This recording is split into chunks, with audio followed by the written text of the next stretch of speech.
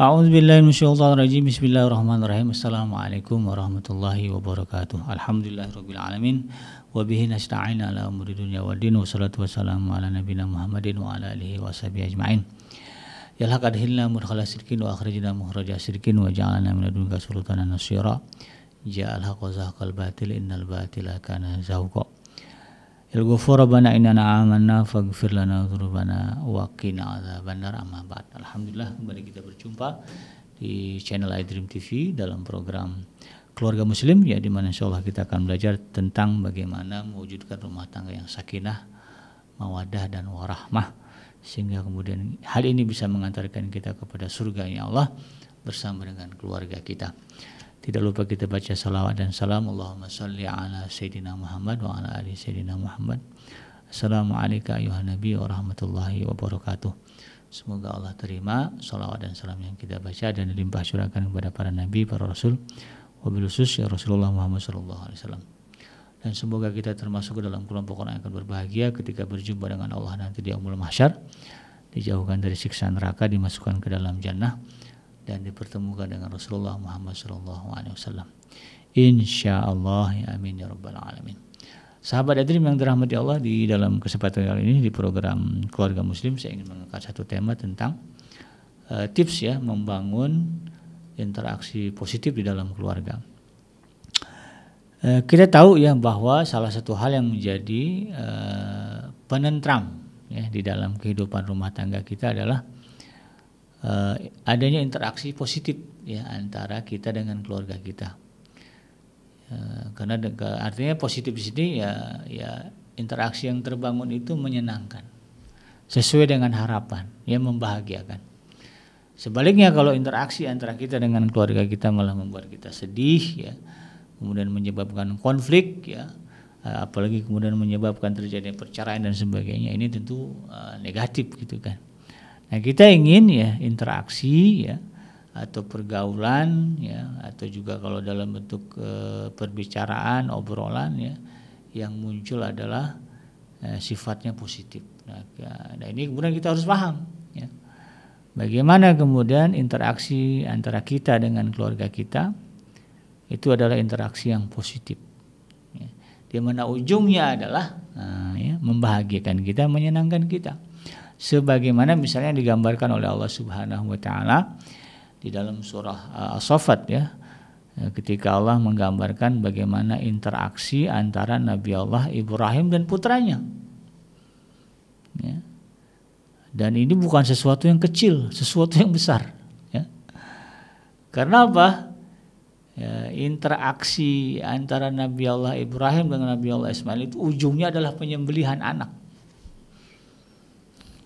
Ya, ini bukan sepele gitu kan. Tapi ternyata ujungnya membahagiakan Nabi Allah Ibrahim. Ya. Apa yang diharapkan oleh Nabi Allah Ibrahim tercapai. Bahwa anaknya kemudian mematuhi apa yang diperintahkan Allah kepada beliau. Dan harapannya kan begitu kan. Kok bisa ya Nabi Allah Ibrahim kemudian ya, mewujudkan itu ya, bagaimana interaksi antara ayah dan anak kemudian menghasilkan itu, padahal cerita di dalam itu bukan cerita tentang yang menyenangkan, hal yang tidak mengenakan. Bayangkan ya, seorang anak harus menyerahkan nyawanya demi perintah Tuhannya kepada ayahnya ya. Kalau Nabi Ismail mau ngelak kan bisa aja, kenapa saya ayah ya, kenapa enggak ayah aja yang bunuh diri gitu kan bisa. Tapi kan tidak itu yang muncul. Yang muncul adalah sebagaimana yang diharapkan oleh Nabi Allah Ibrahim, bahwa putranya adalah putra yang baik, putra yang taat kepada Allah. Misalnya di dalam ayat 100 ya, di surah As-Saffat. Surah As-Saffat ini surah yang ke-37. Allah mengatakan ya, bahwa Nabi Allah Ibrahim alaihissalam berdoa kepada Allah, Rabbi habli minas salihin. Ya Allah, berikanlah kepadaku gitu kan anak yang baik, ya, anak yang saleh. Yang indikasinya apa? Taat kepada Allah gitu kan. Lalu kemudian doanya dikabulkan. Di dalam ayat 101 Allah katakan fabasyarnahu bighulamin halim. Maka kami beri kabar gembira kepada Ibrahim dengan kelahiran seorang anak yang sangat santun.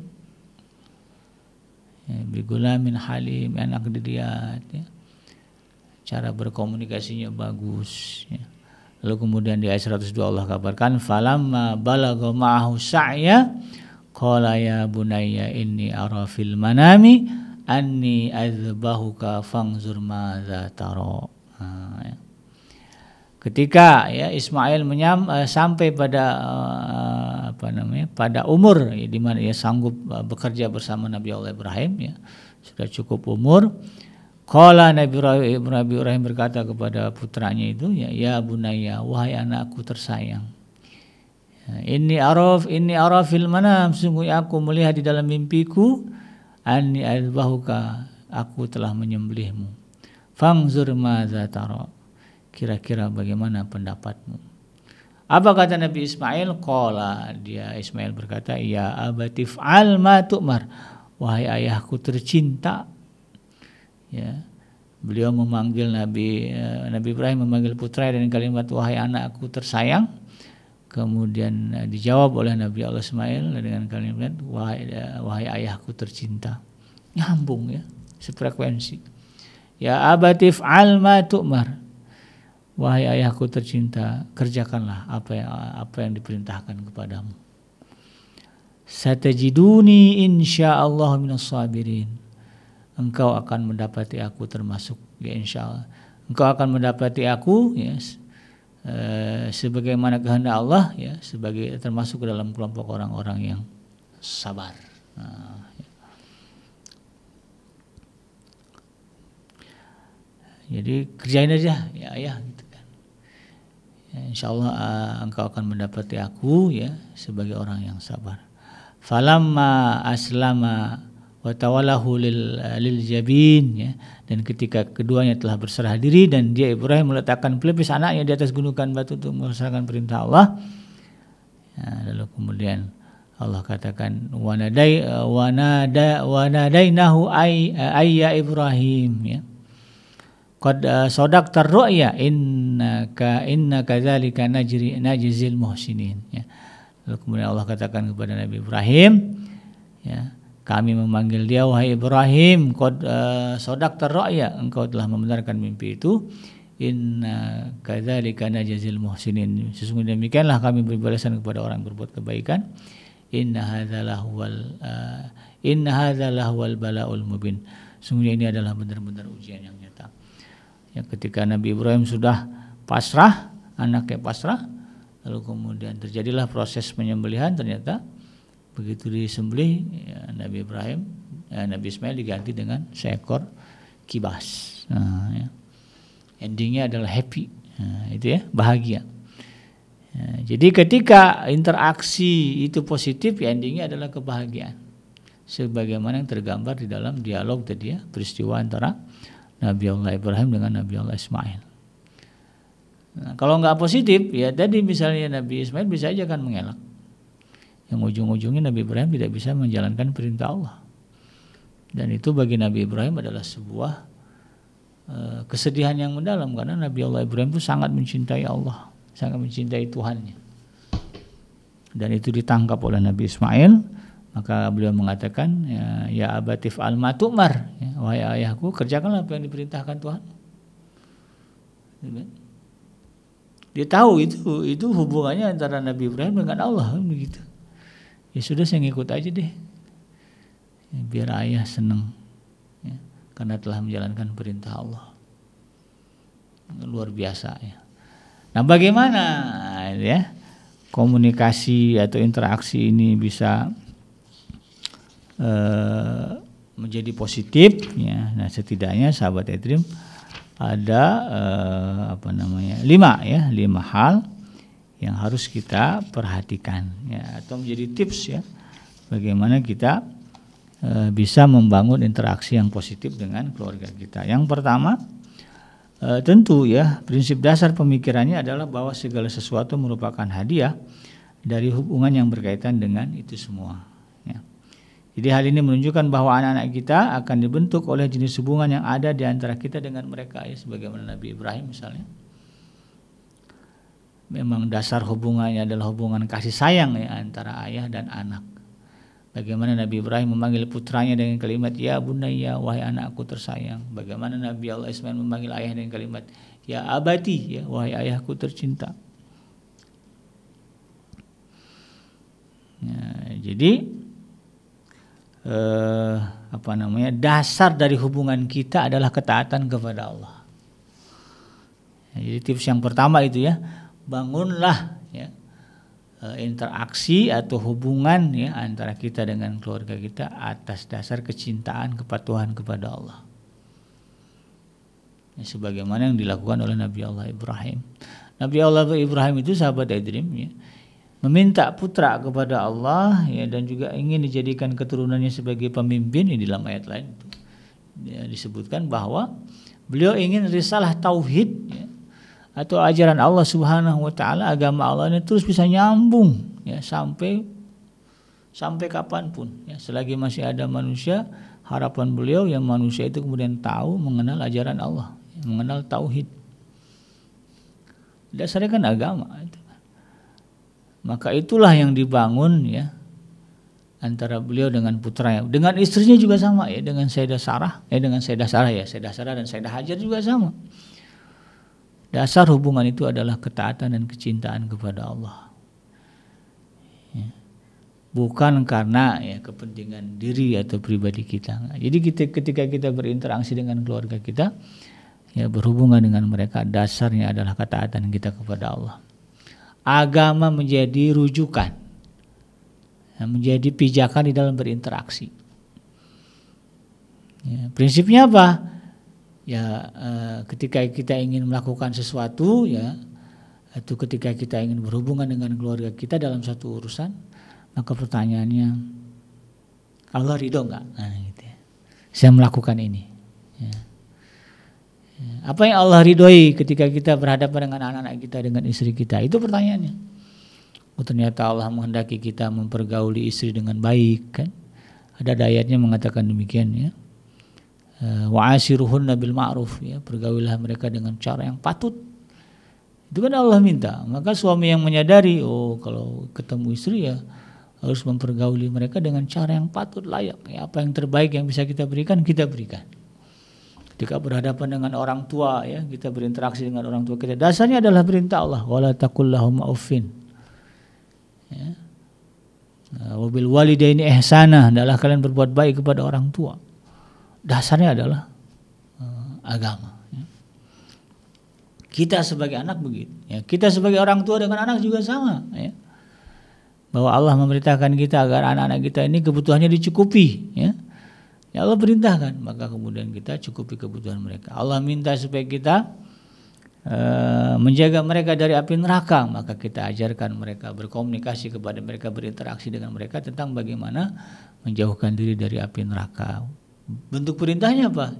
Yaitu tadi ya, ngajak sholat, ngingetin ini nggak boleh, nah haram. Gitu ya. Ini kamu harus gini nah, karena kalau dengan begini Allah ridho. Nah, gitu. Arahnya ke sana. Ya, maka ketika itu terwujud ada di dalam diri kita bahwa dasar ya dari interaksi kita adalah Allah atau agama, maka insya Allah ya ujungnya akan menjadi kebaikan, menjadi positif. Nah, itu adalah interaksi yang positif gitu ya. Kalau dasar yang lain, ya itu bukan interaksi yang positif. Nah, kemudian yang kedua tipsnya adalah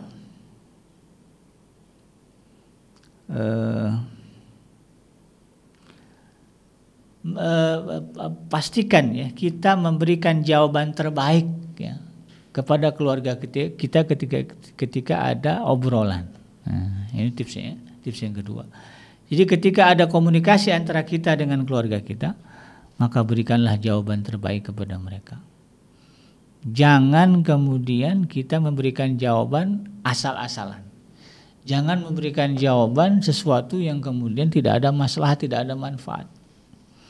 Jadi jawaban yang kita berikan kepada mereka adalah jawaban terbaik.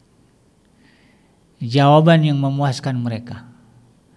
Jangan jawaban yang kemudian tidak memberikan kepuasan. Atau jawaban yang kemudian menimbulkan kebingungan. Ya. Karena itu kemudian untuk menjawab pertanyaan-pertanyaan ya yang muncul dalam interaksi antara kita dengan keluarga kita,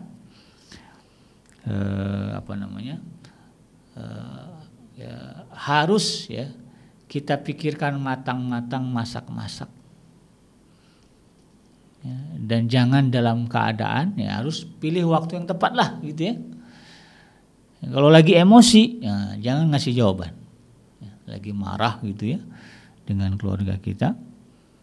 Ya, jangan kemudian ketika mereka nanya kita memberikan jawaban, karena yang muncul nanti adalah jawaban yang ya biasanya ya jawaban yang menyakitkan, jawaban yang membingungkan, jawaban yang nggak jelas ya. Bahkan mungkin jawaban yang merendahkan. Dan itu yang menjadi puncak konflik ya di dalam rumah tangga, atau menyebab konfliknya dia begitu penyebabnya. Ya, suami nanya, istri marah, jawabannya membuat suami marah juga. Istri nanya, suami marah gitu kan, lalu jawab pertanyaan istri, kemudian menyebabkan istri tersinggung, merasa direndahkan, dihinakan, lalu muncullah berantem. Nah, ini masalahnya nih. Jadi pastikanlah ketika kita menjawab pertanyaan itu kondisinya sedang tepat, keadaannya benar-benar bisa kita kendalikan ya. Kalau sedang emosi ya tinggal bilang aja nanti, oh itu ya nanti deh jawabannya nanti Adinda. Oh, ayah nanti ayah jawab, ayah masih capek ya, ayah baru nyampe nih, ayah lagi ada masalah ya. Nanti ayah jawab pertanyaan kamu. Wah itu yang terbaik kalau kita nggak bisa jawab dia sekarang. Ya, atau ketika kita berada pada situasi yang kemudian tidak tepat untuk menjawab pertanyaan anak.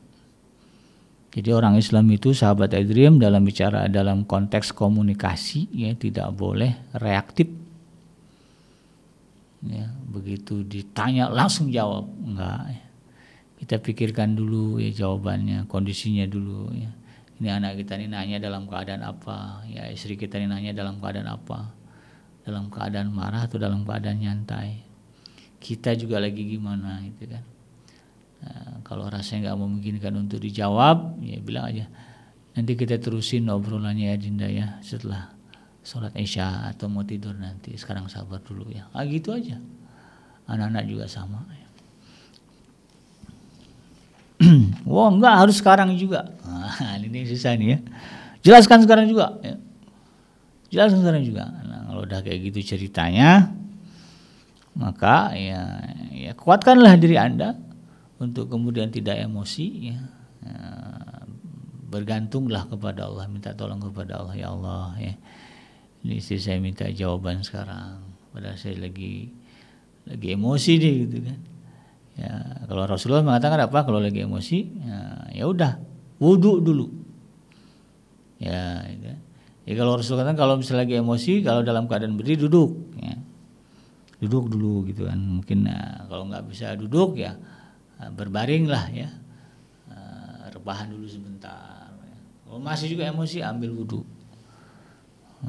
Jadi istri saya misalnya nyerocos aja gitu, atau suami kita nyerocos aja, udah duduk ternyata nggak masih emosi juga.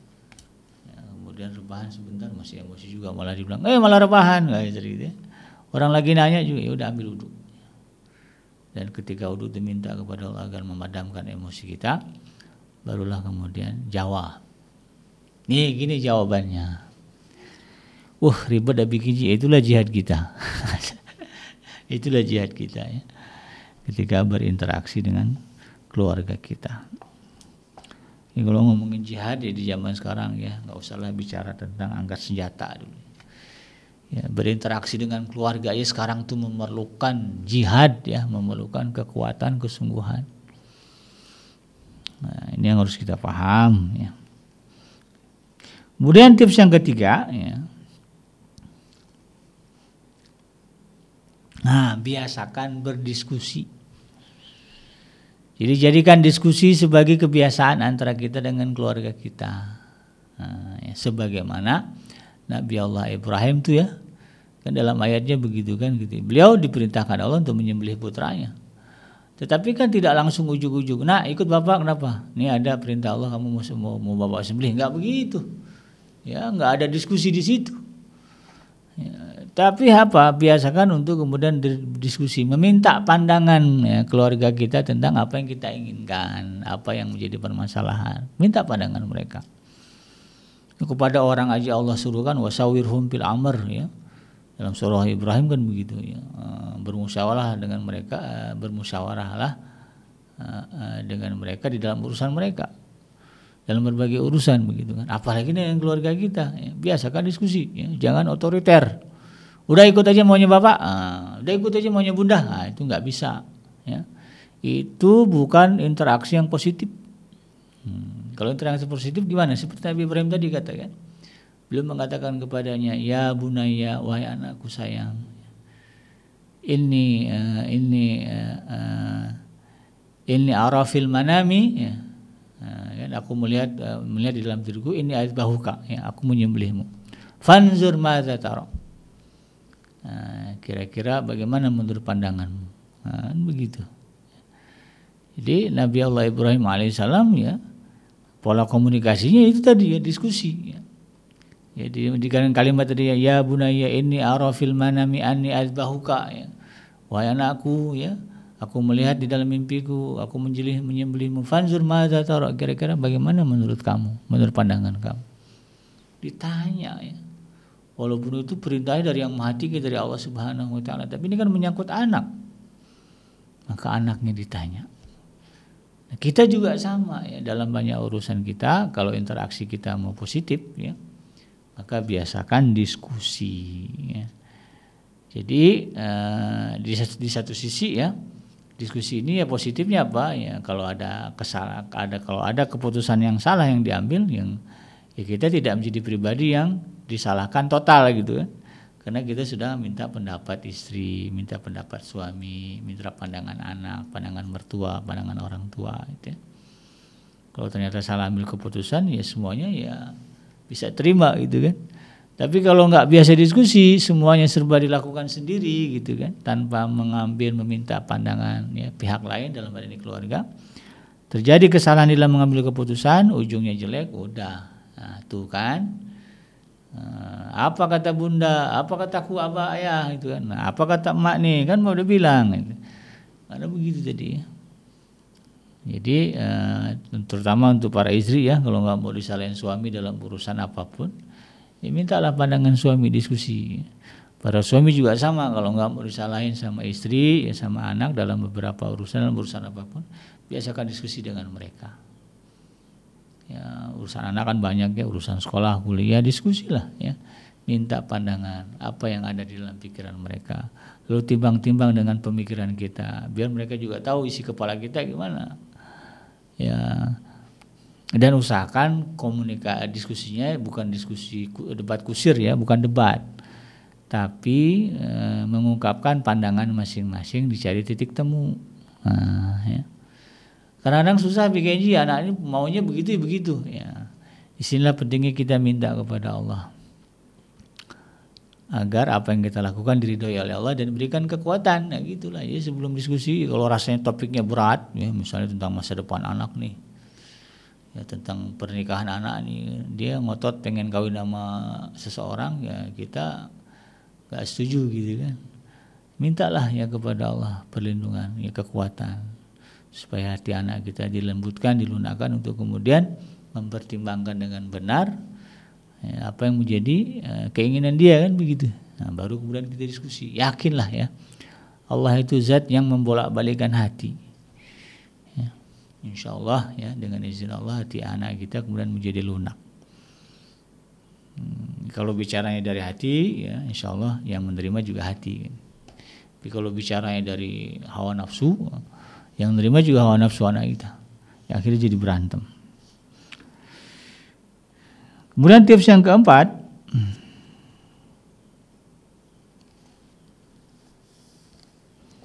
ya,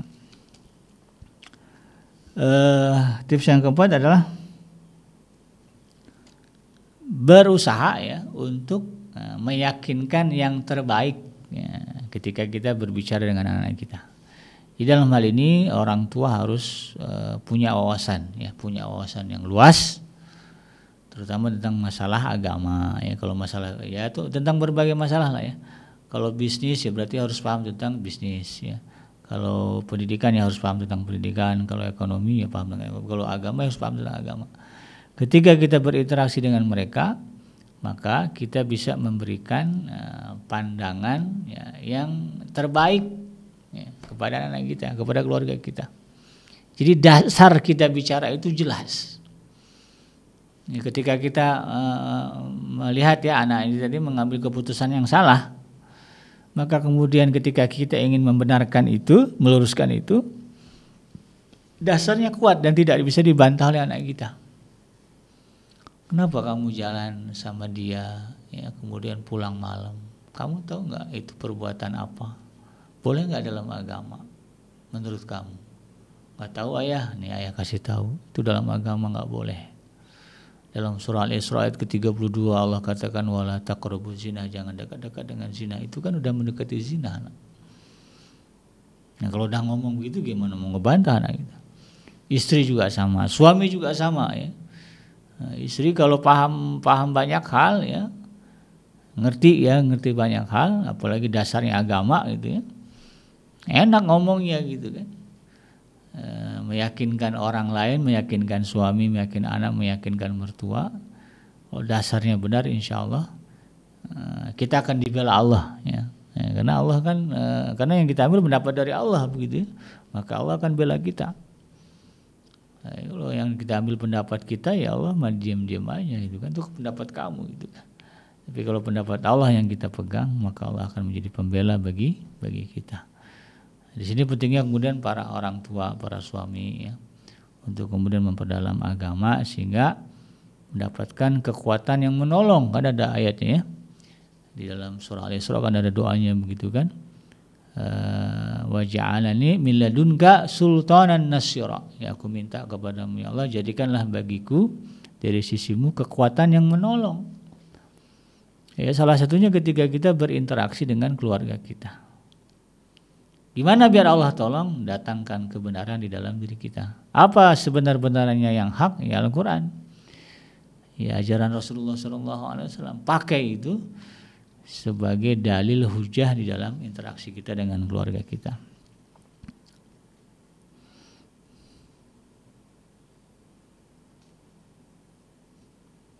Kemudian yang kelima ya, tipsnya adalah ya, pandai-pandai di dalam menjaga rahasia. Nah, ya, ketika kita diminta oleh pasangan kita, keluarga kita, ya, anak-anak kita, mungkin orang tua kita ya, untuk kemudian mengatakan ini adalah rahasia, jangan sampai sini. Ya peganglah. Ya misalnya anak nih ya takut dimarahin ya sama ibunya, dia ngomong sama ayah kita, ayah yang nanya gitu. Nah ada masalah apa? Nggak ada masalah, nggak, ayah tahu kamu ada masalah. Coba cerita. Lalu dia bilang, ayah, aku mau cerita tapi ini rahasia, ya. Nggak boleh disebar ke bunda atau ke kakak atau ke adik. Ini jangan sampai mereka tahu gitu kan. Ini aku nggak apa-apa ngomong ke ayah, ayah kan baik gitu misalnya. Nah, ketika dia cerita pegang gitu, jangan sampai bocor. Kalau bocor, ya rahasia itu maka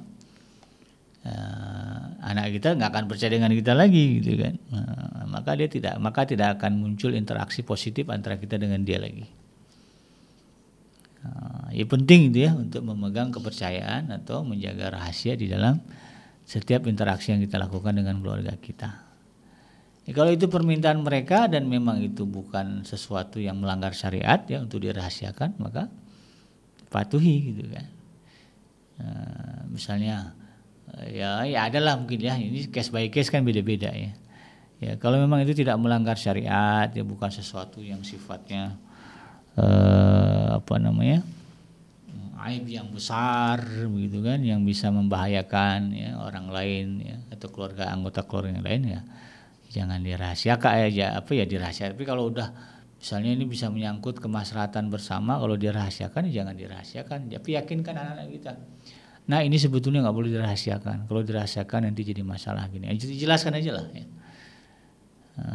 Nanti kalau ayah enggak, nanti ayah akan backup, gitu kan. Berikan keyakinan kepada mereka bahwa mereka tetap aman kalau rahasia itu kemudian terbuka. Ini bentuk interaksi yang positif. Sama lah ya, istri, suami, orang tua, mertua ya. Ya, kalau menantu yang ngomong ini rahasia ya, jangan sampai si abang tahu ya, kata menantu kepada mertua. Ya mertua juga harus bisa menilai, ya memang ini nggak boleh suami tahu. Ya tenang, emang nggak akan ngomong misalnya gitu ya sama suami kamu gitu kan, walaupun suami anak dia gitu kan. Maka insya Allah nanti akan terbangun komunikasi atau interaksi yang positif ya, antara menantu dengan mertua, suami dengan istri. Istri minta ke suaminya, bang ini masalah gini, ini tentang ibu, itu tentang mertua. Tapi abang jangan ngomong-ngomong ke ibu ya, kalau saya ngomong gini, ya udah nggak apa-apa, ngomong aja. Itu juga harus dijaga. Ya. Jangan sampai kita malah ember. Ya. Kalau udah ember, nah itu kemudian jadi konflik. Ya. Orang nggak ceras lagi, keluarga kita nggak percaya lagi dengan kita karena kita tidak bisa menjaga rahasia. Itulah sahabat Dream ya, kira-kira 5 tips ya di dalam membangun interaksi yang positif antara kita dengan keluarga kita. Mudah-mudahan bermanfaat. Yang benar datangnya dari Allah, yang salah semata-mata dari kealfaan dan kelapan saya pribadi. Saya bikinnya pamit undur.